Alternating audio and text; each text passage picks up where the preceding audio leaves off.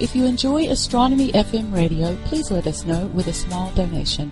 We do rely on your support, and it's true. Every little bit counts. AFM.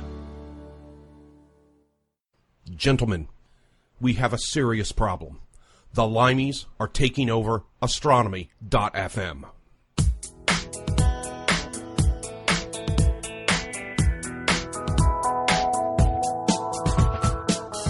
Welcome to Under British Skies. News, views and interviews from the UK world of astronomy. With Richie Jarvis, Nick Howes, Ian Melville, Paul Harper, Nick Evitts, Sam Hawkins and Jenny Winder.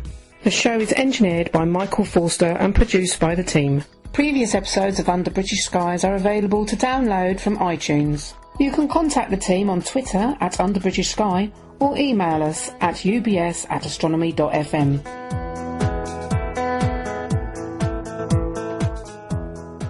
Good evening and welcome to Under British Skies on Astronomy.fm. My name is Richie Jarvis and I'm presenting the show for you this evening. We had a break last month, but we're back this month to talk to you about Herstmonceux, past and present. And we've also got an interview with Dr. Paul Roche. But before that, let's introduce the team. So, as I said, my name is Richie Jarvis. I'm an amateur observer, or an amateur astronomer, astrophotographer based in the south of England. Just down the road from Herstmonceux, in fact, and I also volunteer over there for their open evenings as well and run some of the telescopes. Paul. Hello, my name's Paul Harper, and my Twitter name is Honorary Spock. I'm a amateur astronomical observer, and I'm based here in Croydon, in Surrey, and I'm a member of the Croydon Astronomical Society. Nick. Good evening. My name's Nick Evitts. I'm an amateur imager. I'm in the wild and woolly shires up in the East Midlands, and I'm actually studying astronomy and geology, would you believe? Richie. Thanks, Nick, and thanks, Paul. Yeah, interesting. Yes, of course, you're back in the UK now. How's it treating you over here then, Nick? Oh, it's been fun, Richie, so far. And I just love the fact I have pretty much unpolluted skies. Wow, that's pretty good. That's pretty good. Of course, Paul can't say the same of being in Croydon, but oh well. But I'm pretty blessed down here, I must say. Right. So let's kick off with the news. So first of all, very sad. Sad note here. Sir Bernard Lovell dies on the 6th of August, 2012, aged 98. So it was a real shock when Sir Bernard died, and we covered it on AFM at the time. But of course, we haven't had a show, an Under British Skies show, since that happened. So it might be old news, but it's worth mentioning again. Anything you want to say on that? I totally agree there, Richie.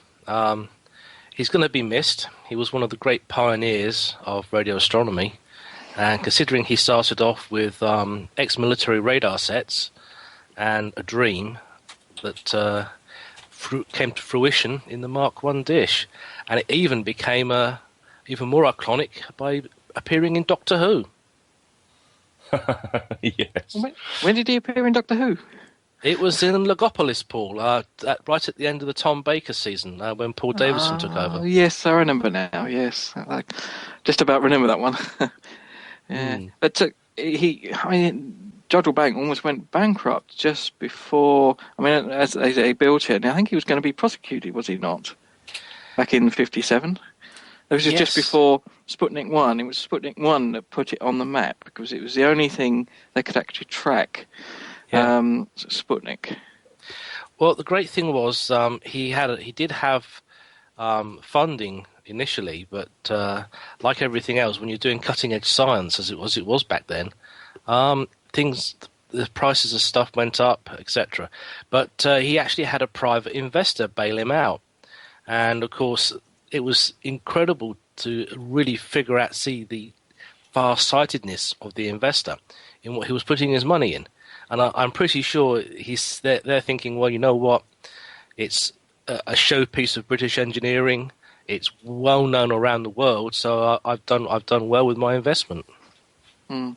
It's great to hear that he'd been awarded several medals, and the final thing he won was in 1981 when he won our Royal Astronomical Society gold medal for his work in radio astronomy, which is quite a pinnacle in one's career.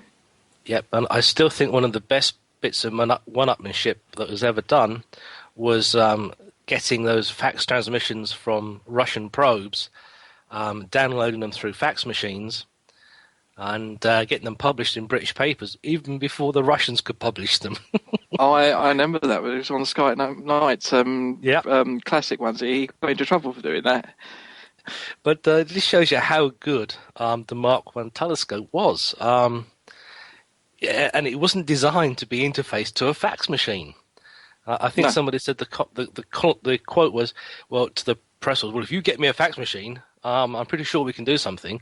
And a whole bunch of reporters suddenly showed up with fax machines in their hands. They got one working and one connected, and hey presto, one image, and really beating the Soviet propaganda machine. Regardless of the fact he probably was a bit naughty doing it, I still think at the end of the day that was a classic that will be remembered. Indeed. It's British naughtiness, isn't it, at the end of the day? Absolutely. Yeah. Okay, well, as I said, it was very sorry to hear of his passing, but a very influential gentleman in radio astronomy and astronomy in general as well. Right, what other news have we got for you? Oh, yes. Go on, go ahead. I was about to say, there's one thing he's actually forgotten for that he was very big about. He was into trees, and he was a borealist, and he planted a whole set of trees near the telescope. Didn't know that, did you? No, didn't indeed. Although I walked past them in February, so first time I've ever been up there. It's absolutely. If you ever get the chance to go up to Jodrell Bank, go and have a look, because Sir Bernard's legacy lives on in E. Merlin nowadays, and it really is a stunning site to go and visit. They've got a very nice visitor centre there, and it's well worth a look. Oh yes, I do have some pictures of that, and I think someone could post that into the chat room. It'll certainly be in the notes at the end of the programme. Yes, it will. When it was there a few years ago. On a slightly happier note, of course, congratulations to the NASA Curiosity mission on the 7th of August 2012 touchdown. I remember the last show we were all a little bit sceptical or crossing our fingers that it was going to make it down, and it did. And it's since then it's moved. It's shot at a couple of rocks, I think, and taken some absolutely stunning pictures already. Yes, it has. In fact, the whole concept of a sky crane on Mars was out of this world. Pardon the pun. But it was brilliant. It actually worked. Everybody's thinking, "Oh, no, that's not going to work." And NASA got lucky. They got lucky. It worked, thankfully. Did they get lucky, or was it just very good engineering and a lot of preparation and hard work? Well, I suppose we'll only know when they try it again and see whether it works every time, eh? Exactly. And the thing is, like Venus, Mars does have a thing about space probes going wrong, and Mars and Venus tend to come out ahead of successful space missions to there. So we'll see. They'll have to do another one and try it again. I think they have actually decided to do another one. I'm sure I read somewhere recently that NASA had decided to send another mission up to Mars, but we shall see. Fingers crossed they get the budget. Yes, indeed. Okay, what else we got? Yes. This earlier in the week, there was a Jupiter impactor. I don't know whether any of you managed to see this on the planet. Yes, I was looking for it. I was using my favourite brand of remote telescope, and we didn't actually find a physical scar like in the Weasley impact or Shoemaker Levy 9. The links are in the chat room. The first one is actually from the chap in Texas who reported the impactor. And to be honest, it does look like a meteor, maybe. There's no actual hole or scar visible. and I know a lot of people are out looking for it. So it may have just been something that glanced on the atmosphere and burnt up. Mm. I mean, certainly if you have a look at the second link that's in the show notes, and we'll put into chat as well, you can actually see the video of that was taken of the actual impact happening. Just so happens that the guy so it was who was it? George Hall of Dallas, Texas, had been imaging the planet that night, and just when he saw the report of the meteor, or when he saw the report of the impact, happened to go back through his movies and check and see whether you could see it on there. And of course, this again, we've said about this before. This basically goes to show that you should always check your movies to see if something's happened there, because as soon as you put it into the processing software, it'll just disappear as an anomaly. Yes, in fact, we were quite lucky because it was timed. The announcement was timed fairly well, and there were several telescopes trained on Jupiter. So, of course, the FITS files for a complete evening were being scrutinized for every imaging run on Jupiter that evening. To be honest, we didn't come across it, which was a bit sad. But as I say, it could have just been a glancing blow to the atmosphere. We're not going to know. We don't have anything that close. Juno is still a long way off, and so is JUICE. So who knows? Do you remember the 1994? The 1994 clash when the Shoemaker 11-9 broke up. Oh yes, that was a classic. That was. It's quite spectacular. That, yeah. I remember observing that from Kenley, RAF Kenley. It was awesome. Yeah, I forget where I was. I got a phone call about it. Get your TV on now. Just as a note as well, so after several ground-based telescopes were trained onto Jupiter to look for impact scars in the clouds, nothing was seen. So Hubble was not diverted from its normal operations in order to go and have a look. Yes, well, of course, it was still being tested at the time of the Weasley impact, and luckily, several people managed to get that brought to the Hubble team's attention. It was a brilliant test run, wasn't it, for the Hubble? Yeah, a little bit late in Hubble's life to be testing it, though, don't you think? Well, they just had. I seem to want to say that they just had the last update to the scope done, and they were just checking all the instruments out. So it's a case of, well, we're not doing any real science. We're just imaging to see everything's working. The news of the Weasley impactor came through, so immediately they put the Hubble straight onto it, and they got a really brilliant picture at the time. But that must have been quite a large chunk of cosmic debris to cause that damage. Yes, it must have been. To leave those sort of scars. I mean, I'm not quite sure how it works. I mean, does anybody know whether astronomers think that the scars that are left behind are the burnt up debris of the impactor, or because this thing's crashing into a cloud of gas, isn't it? I'm not quite sure how it works. Any thoughts, guys? Not really, no. Okay, well, maybe somebody who's with greater brains than ours can fill us in. But it was amazing how quickly Jupiter recovered from that impact. Yeah. Certainly wouldn't recover quite that quickly on our planet, would it? No. I doubt very much. But then you must remember, of course, Jupiter is a very large gas ball, and it's great pressures as you go deep down towards the center of the planet, or towards the core. What we think is a core. The great pressures would have obviously disintegrated anything pretty quick.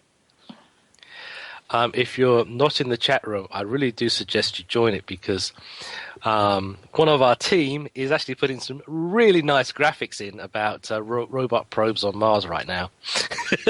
This is why I'm chuckling. All right, I'm just logging in now, actually. Oh, yeah. Very good, yes. Talking about Curiosity and that sort of thing.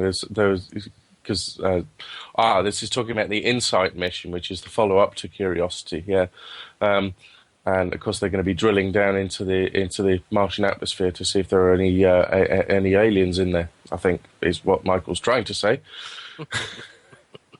But of course, going back to Curiosity, there have been some absolutely brilliant little cartoons. I don't know whether you've seen them, guys. But one of my favourite ones was, we've finally sent a flying saucer to another planet. And when Curiosity came down, we basically went and threw a flying saucer at Mars. So it's pretty good.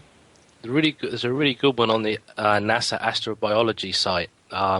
It's the story of a forgotten space probe that never got quite finished, and how this becomes alive and decides to get finished and trains for a mission, and it ends up as being Curiosity. So go to the astrobiology site NASA has. It's there. It's about 52 episodes, I think, or 36. I can't remember which. It's good laugh. You'll enjoy it. Okay, well, we'll put a link in the show notes to that if you can dig it out, Nick. Sure. Yeah. Right, and the last bit of news we've got is the British Astronomical Association is holding a Comet Asteroid Group meeting on the 6th of October 2012 from 9:30 till 5 in the evening. It's going to be at the Open University site in Milton Keynes. And there is a link to the British Astronomical Association website detailing how to find the event and exactly what's going on there. And we've just put it into the chat room as well. Yes, I shall actually be there myself. With a touch wood, I'm going to be there. Excellent. I'll give you a report. Yeah, that would be great if you tell us what a meeting of minds about comets and asteroids actually entails. Right. Ooh, what was That's that? right. That's my system telling me that there's a chat just come into the room. Oh, it's our good friend Black Projects. He's from our side of the pond. Just down the road from me. Yeah. One of the Baker Street lads. Yes. Right. Talking about that meeting, so the topics are going to include methods in common for observing asteroids and comets, discovering comets and asteroids, comets masquerading as asteroids, asteroids masquerading as comets, water ice in asteroids, and then there'll be some short contributions from members. There'll be keynote lectures by Dr. Simon Green, Dr. Stephen Lowry, Dr. Sam Duddy as well. If you are a BAA member and you want to display anything, there will be a small display area for members' use as well. So, yes, we look forward to. If you do manage to get along to that, Nick, please let us know, and we'll look forward to hearing what's going on down there. It does sound fun. I've been hearing about this meeting for quite a while since it officially got announced. The comment section emails have been zinging about it. And if this one goes well and is well attended, I suspect there may be another one. Excellent. Oh, I know what we forgot. It's Back to Basics. About 2 weeks later, the Back to Basics meeting is in Bedford. Right. Being hosted by Bedford Astronomical Society at Bedford Modern School. They have quite a decent observatory there too. Excellent. Well, this is BAA meeting, or? It's the BAA Back to Basics meeting, yes. Excellent, excuse me. Right, okay, so on with the show, so let's have a look. Right, so tonight's show, as I said at the beginning, Herstmonceux past and present, so really as a lead-up to Herstmonceux, so Paul and Nick are going to talk to us about the history behind the Royal Observatory Greenwich, how it came into being, and then how it ended up at Herstmonceux, so looking forward to hearing it, guys. Okay. Well, Royal Greenwich Observatory at Greenwich. Have you been there, Nick? How many times have you been there? I've been there once, and I was very young, I think. Very young. Well, of course, living just down the road from it, it's fairly easy to get to. But yeah, it's been there. It was founded by King Charles II in 1675, and its main purpose was a very practical one, and that was to reduce shipwrecks.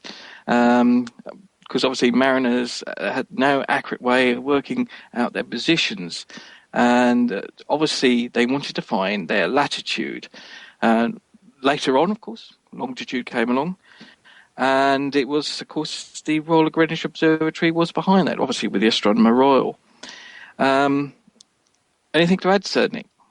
Well, nowadays there's an excellent museum there, I've been told about, and they actually have the first accepted maritime timekeeper H4, which is a clock, basically. It's one of the first clocks found to be accurate enough to go to sea for an extended period of time and then come back and be compared to the clocks at Greenwich and still be accurate. Now, the first Astronomer Royal was John Flamsteed, and he was appointed by Charles II, and that was in March 1675. And of course, the Flamsteed House, which was the original building, is still there, and is actually the oldest part of the Royal Observatory. Until very recently, if you wanted to visit there, it was free, but unfortunately, you now have to pay to go to certain parts, and that's unfortunately one of those bits that you have to pay to go into. But it really is a nice place to visit because you've got the octagon room, which is where obviously they did their main observing. But of course, it also had one of the largest telescopes around in the late 1800s, of course, the Grubb 28-inch refractor, which is still there today in the Orion Dome. Can you remember that one? I remember the Orion Dome. I didn't get close to the telescopes at the time. Probably very wise, given I was knee-high to a grasshopper, as they say in Yorkshire. And you know what most kids are like. It's a nice positioned piece of kit, put a do not touch sign on it, and what we're going to do. I do remember pointedly. I was there with a group of MPs, and we were doing something on light pollution, and it was pushing for the light pollution laws, which changed in 2005 when the Environmental and Clean Air, the Clean Air Environmental Act came into being. We were there as a representative of our society, and they were trying to track the moon, and there were all sorts of problems. And the MPs try. But I mean, it is a lovely place to visit. But of course, and for many years, it was the main observatory for the UK and the world. And of course, one of the most famous astronomers royals there did some major work there. And of course, that was George Airy. And he's famous, obviously, for his Airy Transit Circle, which marks the old Greenwich Meridian.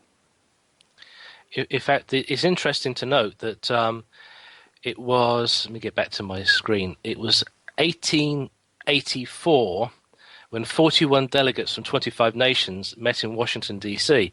Now, Washington, D.C. at that time was a hazardous duty station because of the swamp. It was still full of fever and stuff. And it was that conference that decided that Greenwich, being at 0 latitude and 0 longitude, was the prime meridian for the whole world. And that was how the USA had already chosen Greenwich as the basis for its own national time zone system as well. So at that time, 72% of the world's commerce depended on sea charts, which used Greenwich as the prime meridian. That's fine. But of course, by the late 1800s, obviously London was beginning to get much bigger. And of course, the usual old problems of, light pollution, caused them to think about a potential move. But of course, that wasn't till much later, wasn't it, Nick? No, it was quite a while before the really big move happened, and that was, of course, down to Herstmonceux. And absolutely. That even got delayed by the Second World War. Probably a good thing. Oh, I mean, that was obviously one of the major delays. It was really the mid-1930s, the observing conditions at Greenwich, with expansion, it so deteriorated that really the 10th Astronomer Royal, Sir Harold Spencer Jones, recommended that the observatory should be moved to a much better position. Primarily, investigations of suitable sites occurred in 1939, and as you said, World War II caused a major problem to that. Now, so the moves actually occurred in 1948. 1948.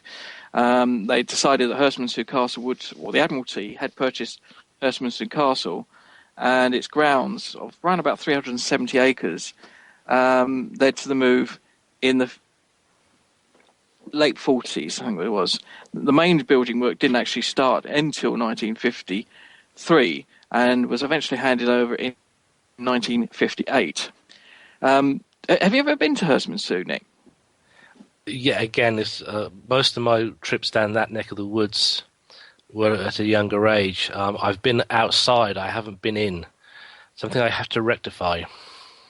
I mean, I was there in 1985 when it was still the Royal Greenwich Observatory, and I could just about remember the timepieces they had in there and the clocks.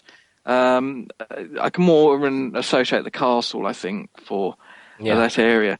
But although it was handed over in 1958, it was continually used by the 11th Astronomer Royal as his residence at the observatory.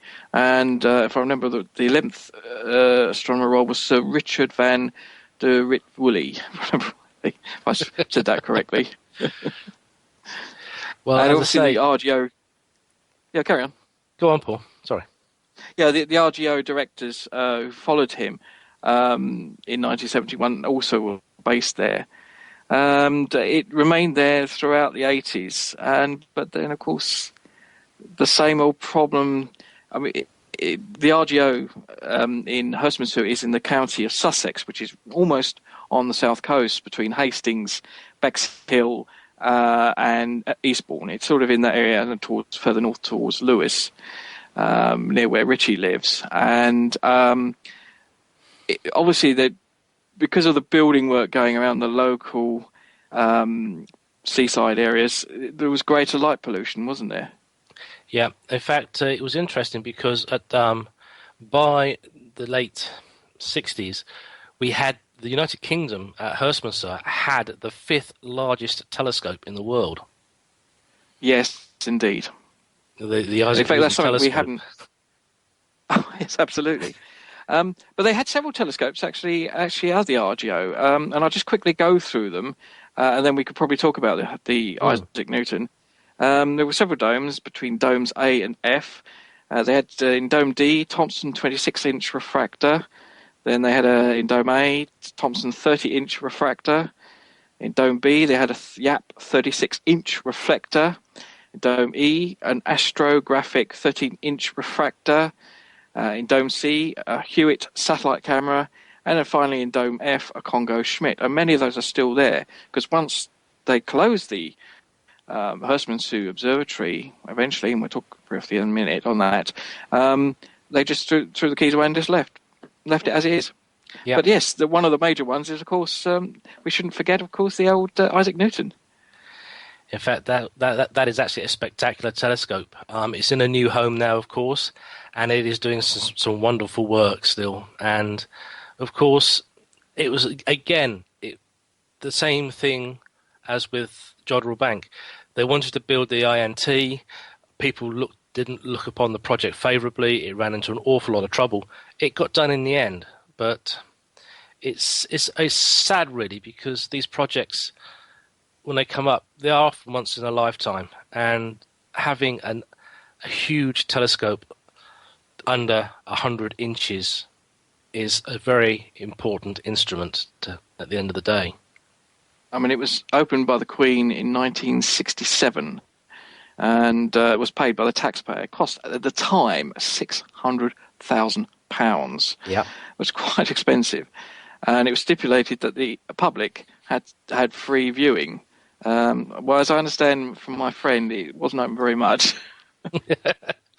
Yes, I can imagine the poor frustrated professional astronomers trying to use the INT, and Joe Public comes up and taps them on the shoulder and says, "I want my 5 minutes on the scope." Could you imagine that happening today? But of course, that was towards the end of the life at Herstmonceux. Because which although it was shipped out in 1984, when it was officially shipped up in La Palma in 1979, or dismantled and shipped out, and came into operation in 1984. The RGO at Herstmonceux came to an end in 1990. Again, light pollution, and they wanted to move it to a more practical place. But as one person predicted, as a good friend of ours who lives down on the South Coast, as we know it. Oh, you wouldn't mean Sir Patrick, would you, by any chance? Yes, have a drink, oh boy. He predicted that move to Cambridge, which would be the final move of the Royal Greenwich Observatory. How right he was. In 1998, the Royal Greenwich Observatory officially closed, and of course it was based at Cambridge at the time. But we shouldn't forget that the Royal Edinburgh Observatory, Royal Observatory Edinburgh, still there. Okay. But the RGO did actually come back to life later on. It moved back to its original site in Greenwich. It's now called the Royal Observatory Greenwich, and it still keeps the meridian, as it has done for many, many years. And of course, there's also a laser show there now.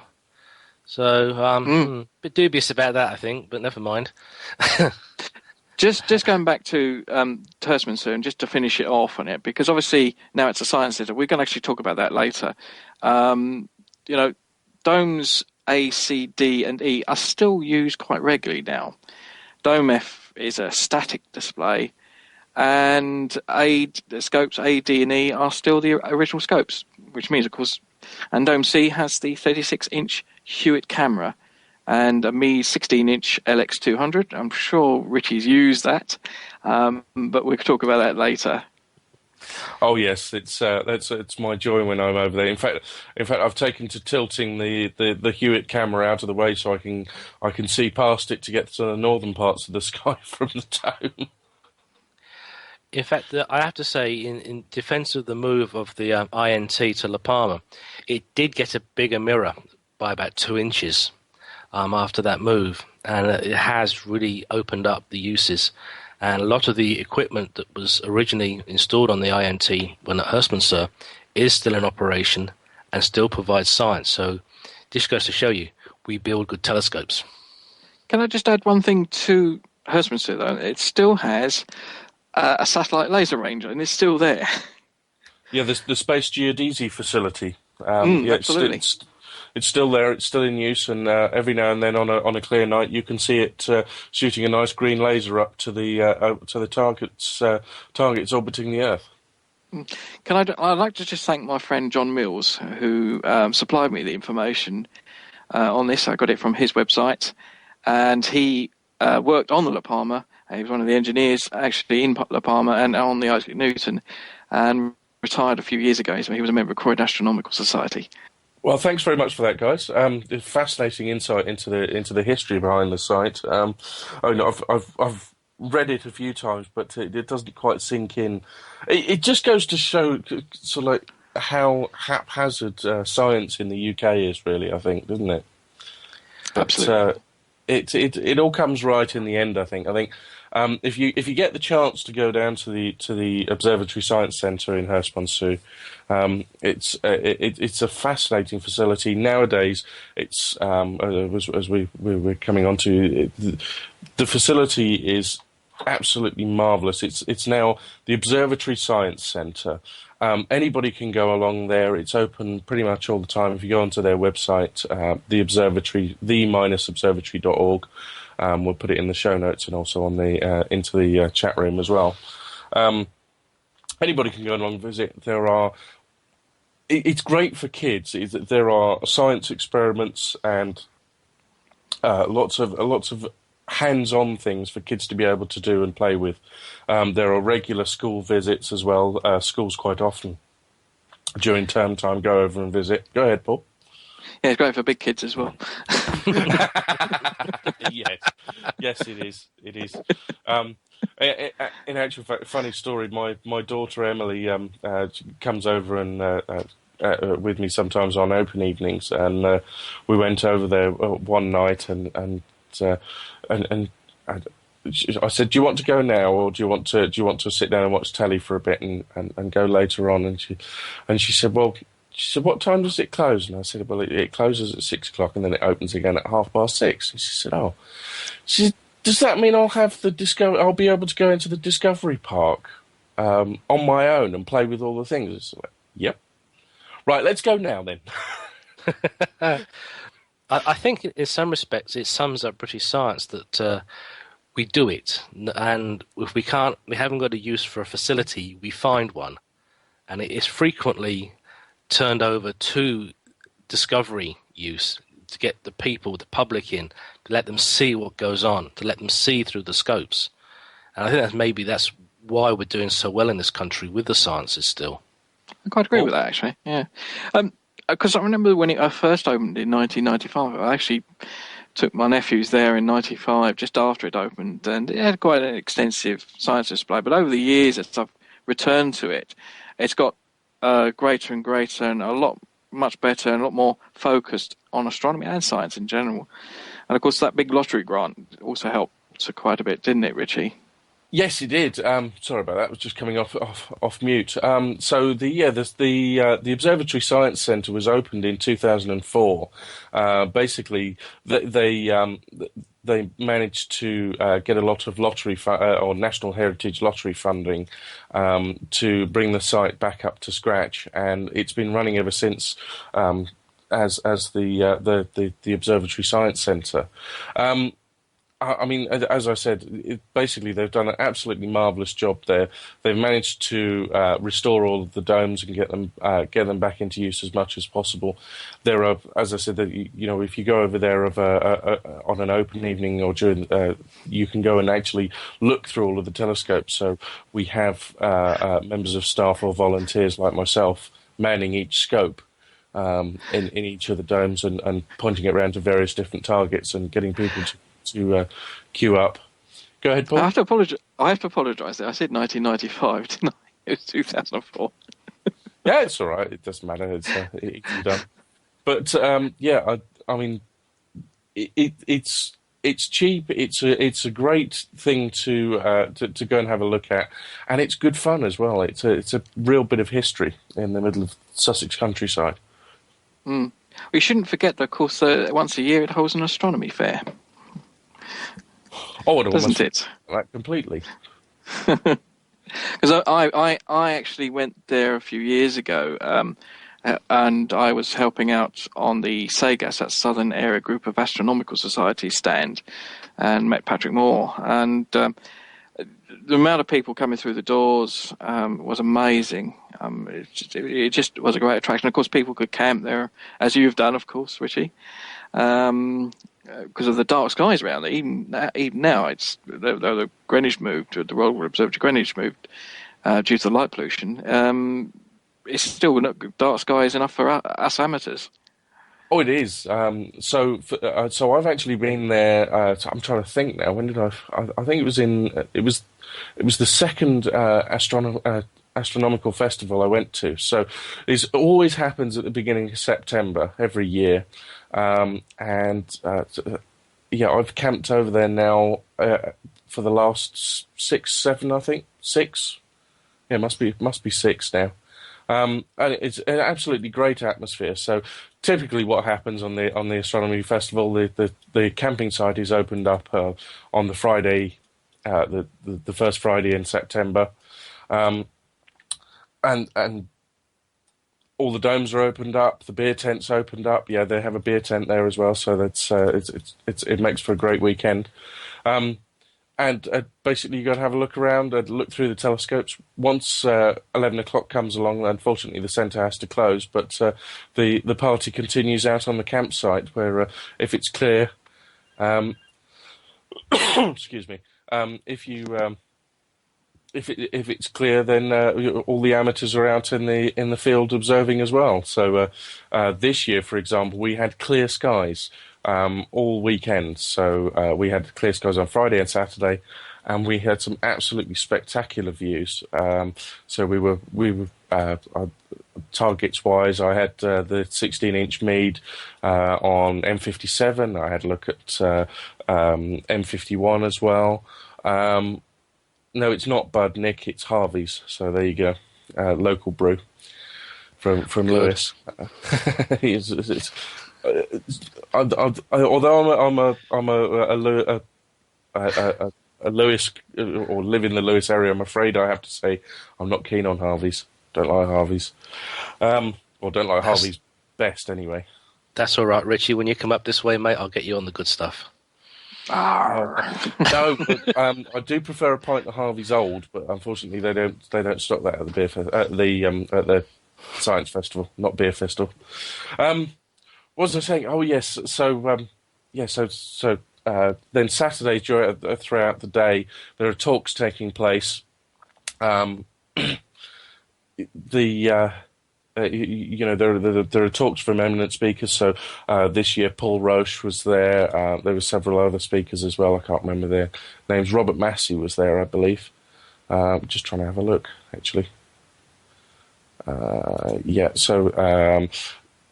Dr. Paul Woods spoke on the role of molecules in the life cycle of stars. Dr. Robert Smith talked about supernovas. It wasn't Robert Massey, sorry. Dr. Ian Crawford spoke about the far future of the sun, Earth, and life in the solar system. Nick Shimonik spoke about an introduction to CCD imaging. And then to finish off the talks, Professor Paul Roche spoke about impacts from space, which was absolutely fascinating. And we've got an interview coming along in a minute from Dr. Paul Roche as well, but we'll get to that in a minute. Right, so Nick, anything to add? I was going to say not really. All I can simply say is get down to Herstmonceux and go to the Royal Observatory Greenwich. They're two brilliant trips, and if you've got kids, can't beat it. Yeah, it's worth pointing out, as we're talking about the Royal Observatory in Greenwich, it's worth pointing out they've now got a digital planetarium there as well, which is I haven't seen it in action yet, but I look forward to going and having a look at that one night. Go ahead. It's definitely a pleasure to see a decent planetarium back in London after the London Planetarium closed, effectively, as far as astronomy was concerned. It's been a long time coming. Indeed. And on the Sunday, continuing with the Astronomy Festival, so Saturday evening is we have the pub quiz, which Telescope House wrote again this year, which was great fun. My team got within 1 point of getting the prize as well. I was absolutely gutted. And then there's observing later on in the evening if it's clear, and then everybody goes back to their tents for a few more beers. On Sunday is the family day, and this is the great time to bring your kids along and have a look around. So this year we had Boba Fett, we had some Doctor Who characters, we had some Stormtroopers again, and I can't remember. There was another guy there as well from another sci-fi series. But basically, there are some characters wandering around, entertaining the crowds. The crowds at the Science Festival, and also there's some stands for the local astronomical societies as well, or further afield astronomical societies if you want, where you can come along and join up and learn about what's going on in your area. Right. So with that, let's have a listen to our interview with Paul Roche. This was an interview taken whilst I was at Herstmonceux, and I just had a quick chat with him after his lecture. Kieran Smith, 3 words to describe the Science Festival. Absolutely top hole. Laura Green, 3 words to describe the Science Festival. The best place. The beer tent. Very clear skies. Joe Negus, 3 words on the Science Festival. Wow, wow, wow. Simon Plant, 3 words on the Science Festival. Blooming, marvellous, excellent. Graham Green, Herstmonceux Science Festival, 3 words. Busy this year. Elaine Long, 3 words to describe the Science Festival this weekend. Interesting, educational and fun. Dave Woods, 3 words to describe the Science Festival this weekend. Warm, friendly and inviting. Hi, Andy Lee, and it's been a totally awesome weekend. Toby Webb, and back for more. Jessica Hill, and I've had an exhilarating, exciting time. Can't wait for next year. Carl Hudson. Informative, fun, social. Kirsty Hurd. Interesting, clear, and friendly. Hi, my name's Kelly Meager. Science Centre this weekend was amazing, spectacular, out of this world. My name's TK2254, and the Astronomy Festival is totally awesome. Joe Harris, fantastic, phantasmagorical, knackering. So I'm here with Dr. Paul Roche. We're at the Herstmonceux Astronomy Festival at the moment, and the first question I want to ask you is, give me 3 words to sum up your experience of the festival so far. Hot, exciting, and busy. I mean, it's been fantastic. I've never been to the festival before, but this is, a perfect weather for it as well today. Yeah, it's been really nice. We had clear skies last night as well, did you? Absolutely beautiful. Yeah, I was out in the middle of the forest last night, and I'd never seen skies as dark as that in the UK. I have to be honest. Yeah? Really, really clear. Yeah, fantastic. So it puts paid to the myth that the southeast of England is just light pollution and nothing else. Absolutely. You look at the sort of light pollution maps of the UK, and the whole of the southeast of England looks like a big white blur. But actually, there are some spots where it really does get pretty good. Yeah, it's very, very nice around here. Anyway, so you came along here to give us a talk. So, you're giving 2 talks this weekend, aren't you? Yeah, so this afternoon I was talking about impacts from asteroids and comets. We did a lot of work with our telescopes looking for asteroids and comets, so it's an interesting threat to look at what's happened in the past when asteroids and comets have hit us. Mm-hmm. And we were talking about the death of the dinosaurs, because it's a nice way of getting kids involved in science as well, because everybody loves dinosaurs, so it's always a nice way of mixing up the threat of mass extinction with a bit of dinosaur stuff. Excellent. And tomorrow you're actually going to give a demonstration of the Forks. Yeah, the plan is we've got an hour booked tomorrow, so half an hour on the Forks north in Hawaii, followed by half an hour on the Forks south in Australia, and both are looking good at the moment, so the weather there is almost as good as it is here by the look of it, but it's a bit windy in Australia, so we'll have to see if that comes off. But yeah, so live observing from Herstmonceux for, on a big telescope, anyway, for the first time in a long while, I suspect. It doesn't take much. I mean, we've observed with mobile phones before, so as long as you can get a 3G signal, you can get online, and that's the wonder of it nowadays, that you can control a £5 million 2-metre telescope half a planet away on your smartphone. So it's well within the grasp of most astronomical societies to use nowadays. So just to remind us of the website. So for any teachers out there, any educational establishments, it's completely free for UK. Yeah, absolutely. It's free for any educational group. That includes guides, scouts, outreach programs from societies. Anything that you're doing that's trying to promote astronomy really to a wider audience is fair game. It's www.fulks-telescope.com, and that's FAULKES. But yeah, registration is free. There's no charge for using the telescope. All the educational resources and the data from telescopes is all free as well. You don't even need an account for that. So you can go in there and drag down some data and some educational work and get to get busy with it. So you can actually log into the website and just go and pick up data that other schools and colleges. There's no login at all required for the data. So the entire data archive is freely available to anybody. So that's that's one nice thing about the program from the American side, is that they've made all their data freely available. So you see the beautiful images that people like Nick Germanic have been making with that telescope for years. All his data is freely available, so you can go in there and try and outdo what Nick's done. Tricky, but you never know. There may be somebody out there that can manage it.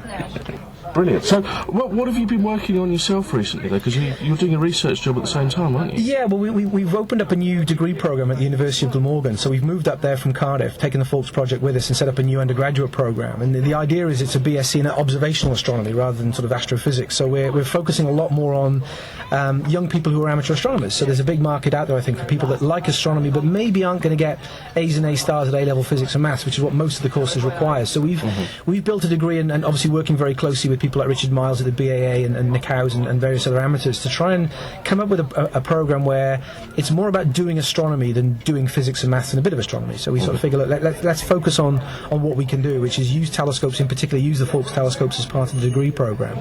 So we're busy putting that together. This will be our first year where we've got 3 full years of undergraduate students, but as part of that we engage our students in research projects all the way through. So last year we had 3 or 4 undergraduates actually who got themselves on papers that were mainly related to asteroid and comet observations, because that's a lot of what we're doing these days. But we also do a lot of work now on open clusters. So my research areas are X-ray systems, black hole neutron binary systems, and massive stars. So we do a lot of work on open clusters and massive stars in them. So yeah, lots of pretty pictures, lots of nice data, lots of really good science with kids getting involved. That's kind of what it's all about, really. Brilliant. Well, thank you very much for your time today, Paul. Thanks, Richie. Richie. Great talking to you, and I look forward to seeing your demonstration tomorrow. Let's hope for clear skies in Australia and Hawaii then. Should be good. Cheers. You are listening to Under British Skies with Richie Jarvis, Nick Howes, Ian Melville, Paul Harper, Nick Evitts, Sam Hawkins and Jenny Winder. Okay, and welcome back. Thanks for Dr. Paul Roche for that very interesting interview. It was quite an interview, Richie. Thank you very much. So we move on to the app corner of the month, and we're going to talk about Sundroid, which is an Android application and is easily downloadable. You can get it from Google Play, and I've downloaded the free version of it. And basically what this allows you to do is, first of all, you can dock into where you live in the area, and it will tell you the sunrise, the sunset, how long the sun is going to be up. It also tells you about the moonrise and moon set. So it's quite a visibility, and it tells you the phases of the moon and the visibility. And you can set it to whatever date you want it to. You can move it around. And it's quite a very interesting basic application. But, of course, that's the basic light version, but you can actually also buy the Pro version. And, Richie, you've got that one, haven't you? I have, yeah. I downloaded the basic version initially to find out when that pesky moon was going to be annoying me and when it was going to be going away and all of that good stuff. And then I went and had a look at the Pro version and thought, yeah, this is actually pretty much worth it, because it basically gives you a nice, easy interface which gives you the sun, the planet's rise and set times and transit times and angles and all that good stuff to be able to tell you when things are going to be up. And I find it just a very useful little reference to be able to say, okay, well, what's worth looking planetary wise tonight? Oh look, so tonight, for example, so Jupiter set at 18 minutes past 2 in the afternoon, my time, and it's rising again tonight at 11 minutes past 10. Transit at 6:17 tomorrow morning at 61 degrees. So, just being able to quickly glance without having to go through without having to go through a sky chart and just have a quick look at this simple ephemeris is actually quite useful. It's not too much in cost either. I think it was £2.99, something like that. I mean, even the basic version, and also the Pro version, it's clear information, easy to use. I like it. It's well worth a download, I think, even free or not. Absolutely. Right. Okay. Unfortunately, we haven't got a book review this month for you. We will get back in our seats on that one, I think. But in the meantime, we are going to try finally and have a show about light pollution, aren't we, Paul? Hopefully, yes. So the plan is basically so if anybody wants to come and talk to us about light pollution, what it's like in your area, we'd love to hear from you at ubs@astronomy.fm. So, Paul, what you've got some speakers lined up, I believe, haven't you?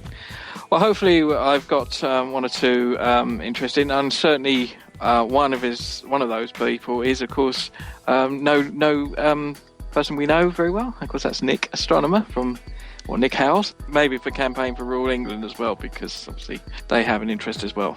Yeah, they've been quite heavily involved with the Campaign for Dark Skies recently, I believe. Yes, that's very, very heavily. And I think if we can get one of those people in, I've got someone in mind, should make an interesting programme. Brilliant. Okay, well, thank you very much for listening to us. This has been Under British Skies on astronomy.fm. So just leaves me time to say thank you very much. Good night all. Clear skies. Thank you. Good night. Good night. You have been listening to Under British Skies with Richie Jarvis, Nick Howes, Ian Melville, Paul Harper, Nick Evitts, Sam Hawkins and Jenny Winder. The show is engineered by Michael Forster and produced by the team. Under British Skies is broadcast live on astronomy.fm radio on the third Sunday of each month at 8 p.m. GMT. You can contact the team on Twitter at Under British Sky or email us at ubs@astronomy.fm. See you next month. We hope that you've enjoyed this program from AFM Radio, the broadcast service of astronomy.fm. This program has been released under Creative Commons license. Please contact us for details. You may find more of our AFM original programs on our website. It's really easy to find us. We are astronomy.fm. You may also find us in the iTunes radio listings near the top of the News Talk section, and also as an iTunes podcast selection. We'd love to hear your comments. Please email us at radio@astronomy.fm. Thanks so much for being part of the voice of astronomy around the world and across the known universe. This is astronomy.fm radio. AFM.